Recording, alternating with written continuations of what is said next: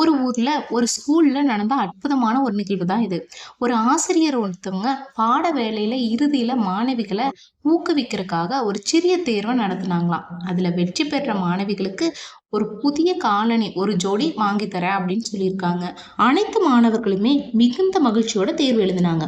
இறுதியில அவர்களோட விடைகளும் பரிசீலிக்கப்பட்டுச்சு. ஆனா அனைவருமே சரியான விடைகளை எழுதியிருக்காங்க. ஆசிரியர் யாருக்கு இந்த பரிசு கொடுக்கறது அப்படின்னு சிந்திச்சு பார்த்துட்டு ஆசிரியர் சரின்னு சொல்லிட்டு ஒரு போட்டி வச்சுக்குவோம். ஒரு பெட்டியில எல்லோரோட பேரையுமே எழுதி போடுவோம்.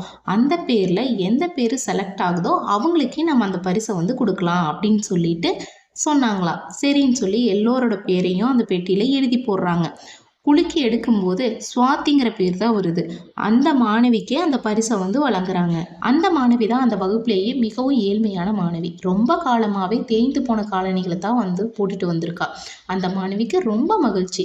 அதுக்கப்புறமா அந்த ஆசிரியர் மகிழ்ச்சியா வீட்டுக்கு வந்திருக்காங்க. வந்த உடனே நடந்த நிகழ்வை பற்றி தன்னோட கணவர்கிட்ட கண்ணீரோட சொல்லியிருக்காங்க. கணவனும் மகிழ்ச்சி அடைந்தாரு.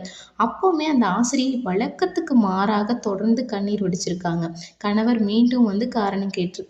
அதுக்கு அந்த ஆசிரியர் சொல்றாங்க, நான் வீட்டுக்கு வந்த உடனே அந்த பெட்டியில இருக்கிற பேப்பர்ஸ் எல்லாம் வந்து எடுத்து பிரிச்சு பார்த்தேன்.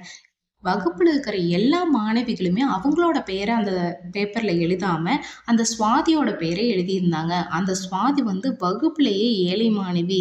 ஸோ இதை பார்த்த உடனே எனக்கு வந்து மகிழ்ச்சி தாங்க முடியல. அதனாலதான் இவ்வளோ கண்ணீர் அப்படின்னு சொன்னாங்களாம்.